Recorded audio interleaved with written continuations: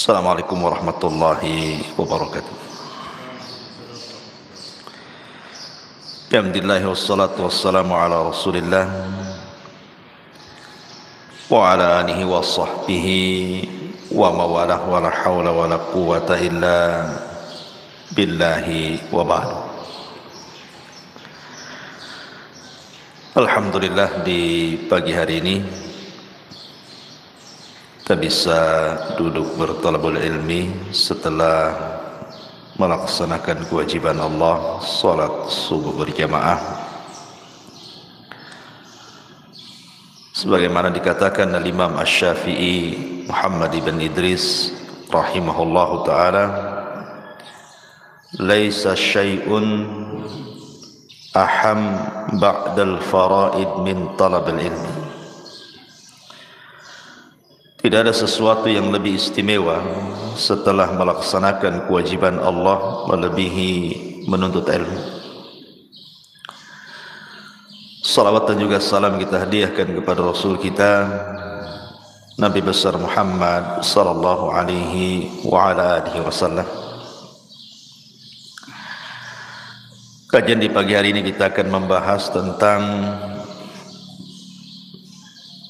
10 keberkahan dalam berniaga. Ma'asyiral muslimin yang dimuliakan Allah Subhanahu wa taala, kalau kita lihat di masyarakat, ada orang-orang kaya itu yang terkadang kalau seandainya tidak bekerja, itu sudah cukup untuk 7 turunannya. Tetapi kenyataannya ada orang kaya yang kaya raya itu masih bekerja, bahkan semangat bekerjanya jauh lebih hebat dibandingkan orang fakir. Padahal kalau tidak bekerja saja dia sudah cukup sebenarnya. Tapi justru waktu-waktunya hanya untuk bekerja saja. Dari sini menunjukkan terkadang ada orang kaya lebih miskin dibandingkan orang miskin. Orang miskin saja tidak seperti itu mencari dunianya. Ada waktu-waktu istirahat, ada waktu senang-senang, tapi ada orang kaya itu tidak ada istirahat. Dari sini Nabi SAW mengatakan, man kanatid dunya hammu farraqallahu alaihi amrahu wa ja'ala faqrahu baina ainaihi. Maka barang siapa yang tujuan dunia adalah kepentingan hidupnya, maka Allah Subhanahu wa taala akan cerai-beraikan urusannya dan Allah jadikan kefakirannya di antara kedua matanya. Persis seperti sabda Nabi, ada orang kaya tapi tidak kaya, justru lebih miskin dibandingkan orang miskin. Kenapa? Karena tidak ada waktu untuk istirahat. Kenapa demikian? Boleh jadi karena tidak ada berkah dalam hidupnya.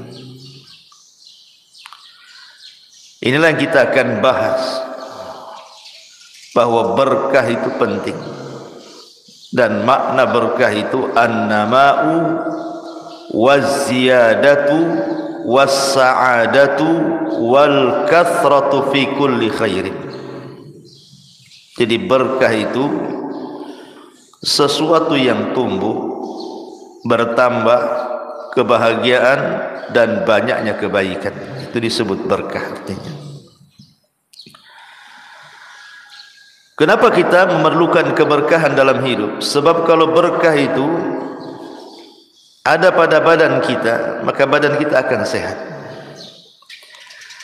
Kalau berkah ada pada pikiran kita, maka pikiran kita akan tenang.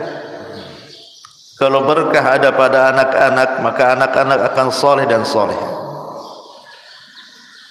Kalau berkah ada pada usaha, maka usaha itu akan ada kebaikan di dalam. Maka kita fokus kajian di pagi hari ini khusus soal berkah dalam masalah at-tijarah, dalam masalah perniagaan. Ma'asyiral muslimin yang dimuliakan Allah Subhanahu wa taala, di dalam surah Al-Muzammil ayat 20 Allah Subhanahu wa taala mengatakan, inna rabbaka ya'lamu annaka taqumu adna min thuluthayil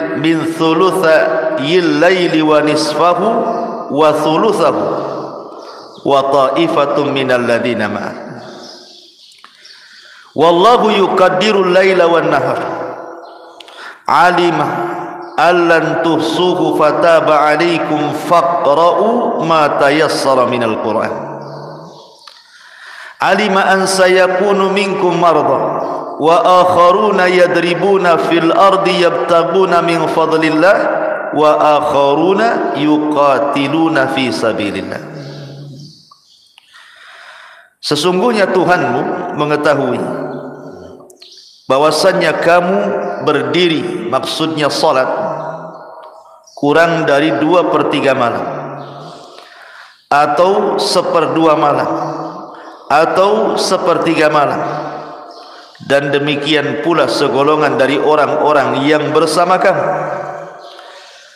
dan Allah menetapkan ukuran malam dan siang, dan Allah mengetahui bahwa kamu sekali-kali tidak dapat menentukan batasan-batasan waktu itu,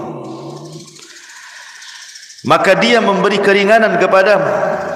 Karena itu bacalah apa yang mudah bagimu dari Al-Quran.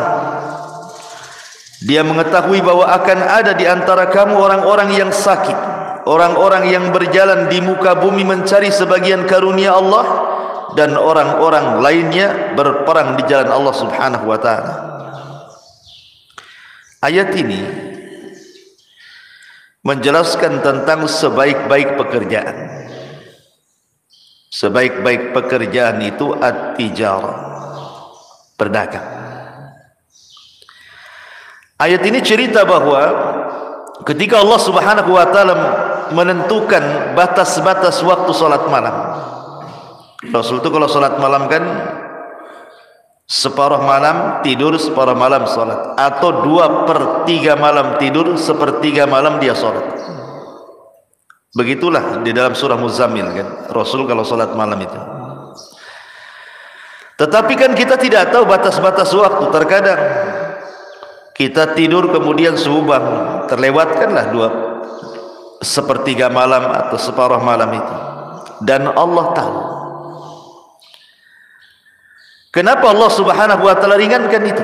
Sampai Allah mengatakan faqra'u ma tayassara minal Qur'an. Bacalah yang mudah dari Al-Quran, artinya walaupun hanya 2 rakaat, 4 rakaat, tidak banyak rakaat, tidak masalah. Karena Allah tahu di antara kalian ada yang sakit, dan di antara kalian ada yang mencari dunia, maksudnya berdagang, dan di antara kalian ada yang berjihad di jalan Allah Subhanahu wa ta'ala, sehingga tidak ditekankan dalam salat malam. Tetapi kata para ulama tafsir, Allah dahulukan kalimat wa akharuna yadribuna fil ardi yabtaguna min fadlillah, baru kemudian wa akharuna yuqatiluna fi sabilillah, mencari dunia dengan berniaga, kemudian setelahnya berjihad. Allah dahulukan berniaga baru berjihad, menunjukkan bahwa berjihad kepada keluarga itu lebih afdal dibandingkan berjihad kepada kaum muslimin. Dengan cara apa? Berniaga, gitu maksudnya. Karena di zaman para sahabat Nabi SAW, penduduk Mekah itu rata-rata kan pedagang. Lain dengan penduduk Madinah ya, petani gitu ya. Ma'asyiral muslimin yang dimuliakan Allah Azza wa Jalla. Maka dari sini istimbat hukumnya adalah atyab min kasbin nas, sebaik-baik apa yang diusahakan manusia itu adalah at-tijarah, berniaga. Bahkan ada hadis yang lemah mengatakan 99% itu Rizki Allah itu ada di perniagaan. Taib. Yang ingin saya katakan bahwa karena Allah Subhanahu wa taala banyak membentangkan rizki dalam dunia perniagaan, akhir-akhir ini kita bisa melihat di pasar pedagang mengeluh, pembeli juga mengeluh, semua orang mengeluh, entah dengan naiknya harga, entah dengan curangnya para pedagang, entah dengan cuaca dan macam-macam kan. Banyak orang mengeluh di pasar itu kan. Kenapa terjadi keluhan-keluhan itu? Sebagai pembeli kita mengeluh harga naik atau dicurangi. Sebagai pedagang juga sama, mengeluh entah apa masalahnya. Sebenarnya kuncinya cuma satu, karena hilangnya berkah di pasar. Lah apa penyebab-penyebabnya? Inilah yang kita akan bahas. 10 penyebab hilangnya berkah di dunia pasar ini. Ma'asyiral muslimin yang dimuliakan Allah Azza wa Jalla. Yang pertama dan yang paling besar hilangnya berkah di pasar itu karena tersebarnya transaksi ribawiyah. Transaksi ribawiyah. Dan ini terang-terangan Allah katakan dalam Al-Baqarah 276. Allah Subhanahu wa taala mengatakan apa? Yamhaqullahu riba wa yurbis shadaqat. Allah menghilangkan berkah dari riba dan Allah menanamkan berkah dari sedekah. Kalimat ulama tafsir mengatakan yamhaq itu maksudnya apa? Menghilangkan di sini maksudnya berkahnya dihilangkan Allah. Disebabkan apa? Transaksi riba. Ketika di sebuah pasar itu sudah menyebar ribawiyah, transaksi-transaksi ribawiyah, maka ketika itu berkah hilang di pasar. Makanya kenapa Nabi sallallahu alaihi wasallam sampai mengatakan dalam sebuah hadis, kenapa riba ini dihilangkan berkahnya? Karena para pelaku riba itu didekatkan laknat, dan laknat itu dijauhkan dari rahmat. La'anallahu akilar riba wa mukilahu wa katibaihi wa syahidaihi kulluhum sawa, kata Rasul. Allah melaknat para pemakan riba, yang ngasih makan riba, notarisnya, pencatatnya, saksinya, semua sama. Ini yang menyebabkan kenapa transaksi riba itu menjadikan berkah hilang gitu ya. Karena laknat itu didekatkan, rahmat pula dicabut. Disitulah berkah hilang. Ini yang pertama. Yang kedua, al-kadhib wal ghish wal khidah. Ketika dunia dusta, penipuan dan yang semacamnya dalam dunia berniaga itu, dunia pasar, itu sudah berlaku, menyebar di antara para pedagang, maka di sini terjadi hilangnya berkah. Dan itu berdasarkan hadis yang dikeluarkan Imam Bukhari Muslim. Kata Nabi sallallahu alaihi wasallam, al-bay'ani bil khiyar ma lam yatafarraqa. Fa in sadaqa wa bayyana burika lahuma fi bai'ihima wa in katama wa kadzaba muhiqat barakatu bai'ihima. Al-bay'ani bil khiyar ma lam yatafarraqa. Penjual dan pembeli itu ada pilihan sebelum berpisah. Kalau kedua-duanya jujur, kedua-duanya menjelaskan hakikat transaksi jual belinya, maka diberkahilah perniagaan keduanya. Tapi jika ditutupi atau berdusta di antara keduanya, maka dicabut berkah dari jual belinya. Dan sekarang umumnya kita lihat di pasar-pasar itu. Kalau zaman dulu ya, kita sering melihat ada orang yang ganjal timbangan, ngurangi meteran, ngurangi takaran, ataupun mungkin menyembunyikan cacat dalam jual beli. Maka ini salah satu penyebab berkah hilang di pasar itu. Seperti ini ya. Maka ini yang kedua. Yang ketiga, kasratul halif, banyak sumpah. Wallahi dari sana enggak dapat katanya, padahal ada dapat. Ini barang bagus demi Allah, asli padahal KW gitu. Kan banyak yang seperti itu. Lihat bagaimana Nabi SAW mengatakan dalam hadis Bukhari dan Muslim, al-halifu manfaqatun lis-sil'ati mamhaqatun lil barakati. Banyaknya sumpah itu, kata Rasul, mamhaqatun lil barakati, dicabutnya berkah. Maksudnya sumpah untuk kedustaan. Karena bersumpah untuk kedustaan itu, yang pertama kali melakukan siapa? Iblis. Iblis yang melakukan sumpah itu untuk kedustaan. Allah mengatakan apa? Wa qasamahuma inni lakuma laminan nasihin. Maka iblis bersumpah kepada Adam dan Hawa bahwa dia seorang pemberi nasihat. Ketika iblis mengatakan, kenapa Allah Subhanahu wa taala melarang tidak boleh dekat-dekat buah larangan? Sebenarnya agar engkau tidak menjadi malaikat atau agar engkau tidak kekal di surga. Maka Adam pun percaya saja. Kenapa? Karena sebelumnya tidak ada orang bersumpah dalam sebuah kedustaan, apalagi sumpahnya di alam malaikat, apalagi di surga. Tidak mungkin orang bersumpah untuk kedustaan.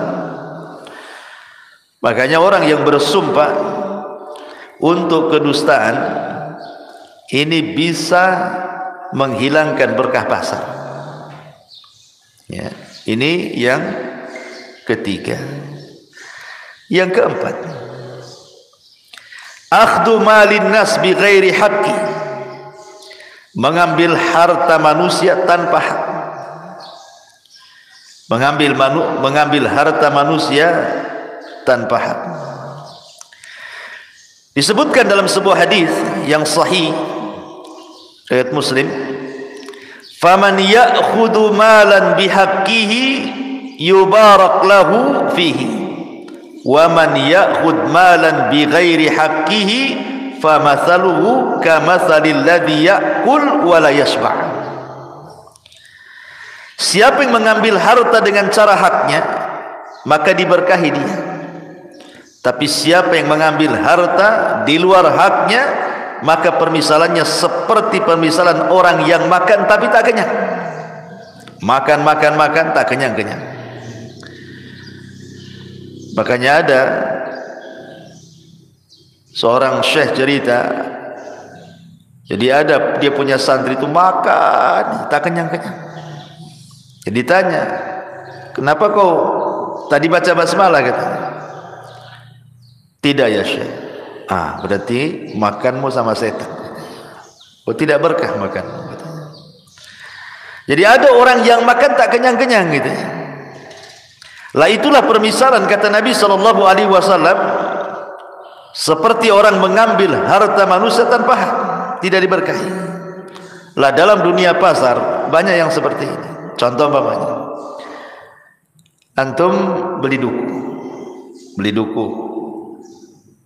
Biasanya kan main comot aja kan, ambil cicipi, asam dibuang, tak jadi beli. Gitu. Kasihan lah tukang duku nih ya. Atau kadang-kadang sudah ditimbang, kemudian kita main masukkan aja ke timbang, mengambil hak ya. Itu masuk pada kalimat wailulil mutaffifin, alladzina idza iktalu 'alan nasi yastawfun wa idza kaluhum aw wazanuhum yukhsirun. Kalau jadi pembeli dikurang-kurang, kalau jadi pembeli ditambah-tambah, kalau jadi penjual dikurang-kurang. Itulah mutaffif artinya. Atau dengan cara apapun gitu ya, karena banyak dunia pasar ma'ruf gitu. Kemudian yang nomor 5, al-ghabnu fit ta'amulatit tijariyati, curang dalam bermuamalah, dalam berdagang. Katatfi fil kaili wal mizan, seperti mengurang-urang takaran dan juga mengurang-urang timbangan. Dan ini berdasarkan tadi ayat yang saya baca, wailulil mutaffifin. Kenapa tidak berkah? Makanya sering saya contohkan sama antum kan. Sebenarnya tatfif itu tidak mengenyangkan. Tatfif itu tidak mengenyangkan, ikhwan. Antum jual salak, anggaplah ada orang beli salak 1 kilo. Kemudian antum sebagai penjual, antum kurangi 1 butir atau 2 butir salak. Artinya tidak full 1 kilo ya, kurang 1 kilo, entah 9 on gitu. Antum ambil 1 on. Dalam pikiran antum itu boleh jadi mungkin yang 1 on yang antum kurangi itu ada sebuah keuntungan kan, menambah keuntungan. Pikirnya ini kalau 2 salak kan gitu ya, setiap orang beli 1 kilo, antum kasih 9 on, dikumpul-kumpul, antum pikir banyak untungnya itu. Itu kan dalam pikiran orang yang curang dagang kan seperti itu. Tetapi hakikatnya dia sedang mencabut keberkahan dalam jual belinya. Kenapa? Yang namanya pembeli itu antum tidak tahu apakah dia anak yatim, apakah dia orang miskin, apakah dia orang susah, atau mungkin dia orang kaya tapi membelikan untuk orang miskin, untuk sedekah, kan tidak tahu. Maknanya ketika antum kurangi 2 salak umpamanya, atau 2 duku atau apalah buah-buahannya, kemudian antum ambil, berarti antum mengambil haknya fakir miskin, mengambil haknya anak yatim, mengambil haknya orang-orang yang tidak berhak diambil kan. Disitulah letak tidak berkahnya itu. Ya, ini juga salah satu kenapa tatfif, mengurang-urang itu mencabut berkah, karena terkadang yang didolimi itu bukan orang kaya. Ma'asyiral muslimin yang dimuliakan Allah Azza wa Jalla, ini yang kelima. Yang keenam, al-khiyanatu wal kadhibu bainas syuraka, pengkhianatan atau kezaliman atau kedustaan di antara 2 orang yang berserikat. Makanya kenapa Allah mengatakan wa inna minal khulata la yabghi ba'duhum ba'dha. Kebanyakan orang yang berserikat itu pasti ada orang yang berlaku zalim di antara keduanya. Makanya ada orang itu yang tidak mau berserikat kan. Ayo kita tanam saham, malas kita. Bagus saya usaha sendiri. Kenapa? Karena ada orang-orang yang alergi kalau kerjasama, berserikat dalam berniaga itu curang salah satunya atau zalim salah satunya, dan itu kebanyakan seperti itu. Banyak iwan-iwan yang curhat sama saya itu, Masya Allah Ustaz, saya sudah nanam sekian, dizalimi saya di situ. Macam-macam ceritanya. Kecuali orang-orang yang dirahmati ya, tapi umumnya karena Allah mengatakan wa inna katsiran minal khulata kan, bahasa Quran seperti itu. Wa inna katsiran minal khulata, kebanyakan orang yang berserikat. Kan itu ya. La yabghi ba'duhum ba'd, pasti sebagian yang lainnya berlaku zalim kepada yang lainnya. Artinya sedikit yang baik itu, karena bahasa Quran itu kebanyakan. Lah dari sini ketika terjadi pengkhianatan dalam bersyirikat dalam jual beli itu, maka nuzi'atil barakatu bainahuma, kata para ulama, pasti dicabut berkah di antara persyirikatan itu, enggak akan berkah. Ini yang nomor 6. Yang nomor 7, at-tama'u wal hirsu fi talabid dunya, terlampau tama. Tama itu artinya rakus ya, semangat ya, berlebihan sehingga tidak tahu waktu. Islam tidak melarang jual beli kan, para sahabat jual beli. Tapi kalau sampai tidak tahu waktu, waktunya sholat tidak sholat gitu ya, waktunya dia beribadah tidak beribadah, hilang berkahnya. Makanya Allah mengatakan alhaakumut takatsur hatta zurtumul maqabir. Alhaakumut takatsur, terkadang takatsur itu berlomba-lomba dalam dunia, masuk di dalamnya perniagaan, bisa melalaikan. Lah ketika melalaikan inilah hilang berkahnya. Boleh berniaga tapi ada waktu-waktunya. Waktu zuhur salat. Justru dengan salat itu adalah kunci dibukanya rizki. Saya pernah ngisi di sebuah PT itu.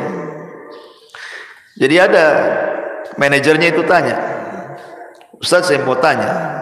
Ya silakanlah.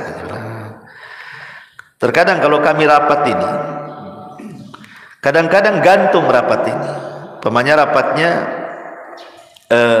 anggaplah jam 10. Itu zuhur itu tidak kelar tuh. Tapi sebenarnya mau kelar, sedikit lagi mau kelar itu sebenarnya. Cuman terkadang akhirnya kita libas sajalah waktu zuhur itu. Lanjut rapat katanya. Sampai jam 2 baru kemudian sholat. Bagaimana ini Ustaz katanya? Ya. Kita katakan pada siapapun, justru sholat itulah yang membuka pintu rizki dan yang mengurai permasalahan di rapat. Tujuan rapat itu apa? Mengurai permasalahan kan? Ada masalah didapatkan supaya terurailah itu benang-benangnya yang susah-susah itu. Ketika kemudian waktu sholat Anda berhenti kemudian sholat, artinya dalam sholat itu kita meminta kepada Allah untuk diuraikan itu masalahnya. Justru sholat itu mengurai masalah. Boleh jadi habis sholat akhirnya yang buntu dalam rapat bisa cemerlang kan itu. Karena sholat itu memasukkan Allah dalam rapat sebenarnya. Dan apapun masalahnya kalau Allah terlibat pasti dimudahkan. Sekecil apapun masalahnya kalau Allah terlibat nggak akan diuraikan masalahnya. Makanya yang nomor 7, yang dihilangkan berkah itu adalah ketika terlalu tamak. Kemudian yang nomor 8, al-bukhlu wa adamul infaq. Kebakhilan dalam berniaga. Sejarah membuktikan ikhwan, pasar Yahudi gulung tikar di zaman Rasul. Kita tahu Madinah dahulu dikuasai pasarnya oleh siapa? Bani Hunaiko. Itu pasar Yahudi terbesar di kota Madinah sebelum hijrahnya Nabi. Kemudian hijrahnya Nabi dari Mekah ke Madinah, melihat bahwa perniagaan dicengkram oleh orang-orang Yahudi. Masalahnya perniagaan orang-orang Yahudi itu buruk. Disinilah turun surah Al-Mutaffifin. Salah satu asbab nuzulnya kalau antum baca surah Al-Mutaffifin turun itu adalah karena buruknya perniagaan orang-orang Yahudi. Suka curang, menipu, berdusta, macam-macam, mengurang-urang takaran, timbangan takaran itu. Turunlah surah Al-Mutaffifin. Lah akhirnya Nabi SAW berusaha untuk menerapkan syariat Islam dalam perniagaan. Dia buat pasar sebelahnya. Ya bayangkan, kalau sekarang ada Indomaret, Alfamart gitu kayak modelnya. Rasul di samping itu. Bayangkan, ini pasar Yahudi, Rasul buat pula pasar di samping. Dan Nabi menerapkan satu kaidah, rahimallahu rajulan samhan idza ba'a wa samhan idza ishtara wa samhan idza iqtada wa samhan idza qada. Ini Rasul menerapkan kaidah, semoga Allah merahmati seseorang yang mudah dalam menjual dan mudah dalam membeli. Maksudnya apa? Ketika orang-orang Yahudi curang, maka Rasul mengatakan kalian jangan curang, kalau bisa tambah. Jadi kalau seandainya antum beli gandum kepada orang Yahudi harusnya dapat 1 kilo, dapat 9 on. Tapi antum beli kepada orang Islam dapat 1 kilo, tambah lagi 1 on. Akhirnya apa? Jangankan orang Islam yang pindah langganan, Yahudinya pindah langganan. Enaklah beli 1 kilo di sana, berat katanya, tambah 1 on. Beli di sini, beli 1 kilo, kurang pula 1 on kan itu ya. Dari situlah pindah, gulung tikar 2 tahun pasar Bani Kunaiko. Dari sini Nabi SAW mengajarkan apa? Mengajarkan ketidakbakhilan, namanya samhan, mudah. Karena hakikatnya ketika antum ini, anggaplah jual buah-buahan 1 kilo, antum tambah sedikit, itu antum sedang sedekah sir namanya. Apalagi nampak nih yang jual nih orang susah, ya kan? Nampak anak yatim nih yang beli nih, beli jeruk 1 kilo tambah 1 biji umpamanya, nggak ada 1 on, tapi ini sedekah sir, di mana tidak ada yang tahu kecuali antum dengan Allah saja kan. Nggak mungkin juga dia sampai di rumah ditimbang lagi, berarti kan nggak ada yang tahu kan. Disitulah sedekah sirnya di situ. Dan sedekah sir itu yutfi'u ghadabar, bisa memadamkan kemurkaan Allah. Bahkan Rasul mengatakan, ma naqasa min mali sadaqah bal yazdad. Tidak mungkin berkurang harta yang disedekahkan, bahkan bertambah. Di situ berkahnya. Ya. Begitu juga antum pembeli ini. Umpamanya antum membeli buah-buahan atau apalah, ada kembali 2.000, antum tunggu yang 2.000 tuh. Sampai kadang-kadang dia cari itu yang 2.000 itu harus tukar-tukar keliling-keliling 1 jam tuh, bayangkan. Gara-gara antum 2.000 itu dia putar-putar 1 pasar tuh. Harusnya ada yang mau beli, antum stop kan, karena antum kekeh minta yang 2.000 tuh. Pokoknya kalau nggak ada kembalian, mau saya. Cobalah jangan bakhil, sudahlah ikhlaskan saja, ambil aja Bu, kan senang itu kan. Itu namanya berkah. Nah, kalau yang seperti itu enak kan, kalau jadi penjual antum tambah sedikit, kalau jadi pembeli kalau ada kembalian, ambillah kalau tak banyak kan itu ya.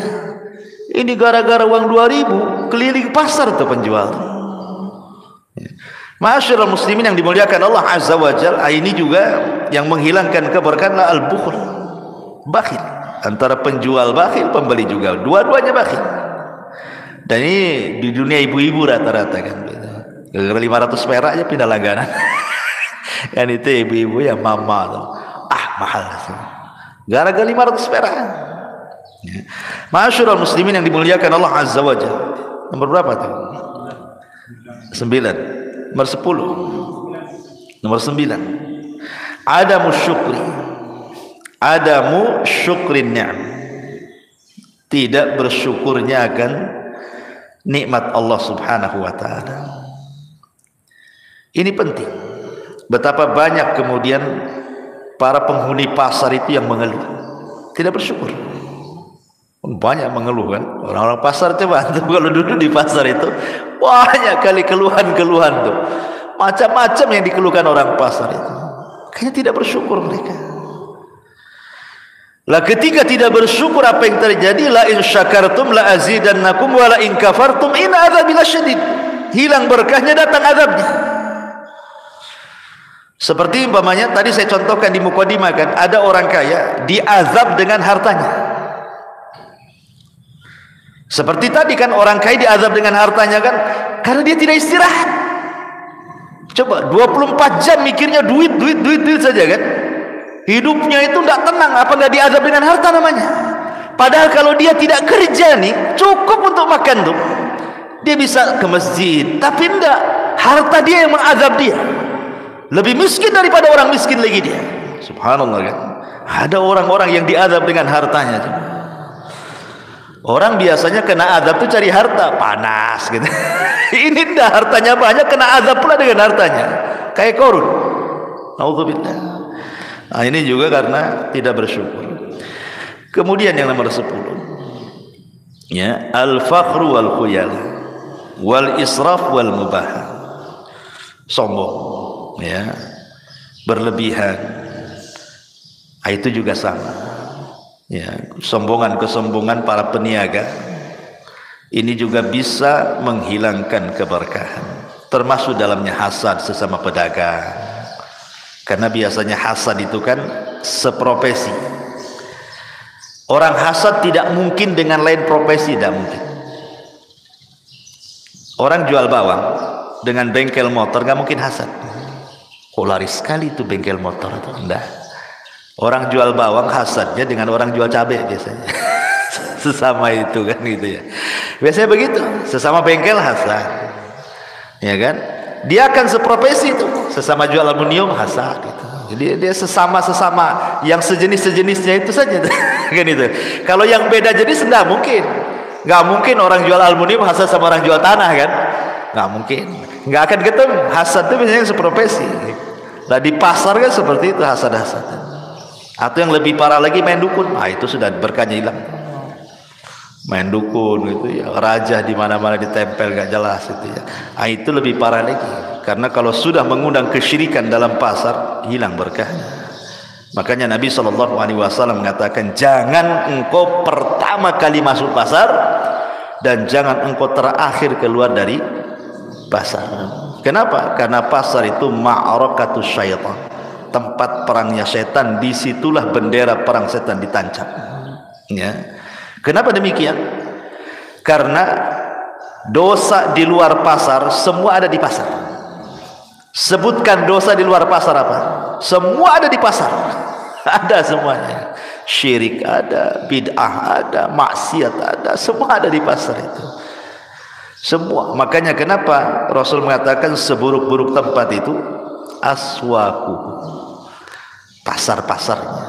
Wa khairul makan masajidu, dan sebaik makan, sebaik tempat adalah masjidnya. Inilah diantara 10 hilangnya berkah dalam dunia perniagaan. Adapun yang mendatangkan berkah secara singkat, 1 as-sidq wal amanah, jujur dan amanah. Yang kedua taqwallahi azza wa jalla, bertakwa kepada Allah. Yang ketiga at-tawakkul, bertawakal. Tawakal ini mendatangkan berkah. Kenapa? Karena banyak orang-orang yang berniaga atau bekerja apapun, ketika tidak tawakal hilang berkah. Kemudian yang keempat, berpagi-pagi. Karena Rasul mengatakan, Allahumma barik lana fi bukuriha, Allahumma barik li ummati fi bukuriha. Ya Allah, berkahi umatku di waktu paginya. Kemudian juga kasratu al istighfar, banyaknya istighfar. Kemudian juga di antara yang mendatangkan berkah adalah at-tijaratu fil halal, berusaha mencari yang halal. Kemudian juga yang mendatangkan berkah as-samahatu fil bai'i wasyira', mudah dalam jual beli, tidak mempersulit orang. Kemudian juga yang mendatangkan berkah as-sadaqatu wal infaq, berusaha bersedekah. Kemudian juga yang mendatangkan berkah adalah al-qanaa'atu war ridha, qanaa'ah, ridha dengan pemberian Allah Subhanahu wa taala. Dan yang terakhir tentu adalah su'alullah al-barakata, berusaha meminta kepada Allah Subhanahu wa taala agar setiap perniagaannya diberkahi Allah Subhanahu wa taala. Wallahu alam. Ini yang bisa sampaikan, bermanfaat manfaatnya. Subhanakallahumma bihamdika asyhadu an la ilaha illa anta astaghfiruka wa atubu ilaik. Allahu ta'ala alam. Assalamualaikum warahmatullahi wabarakatuh.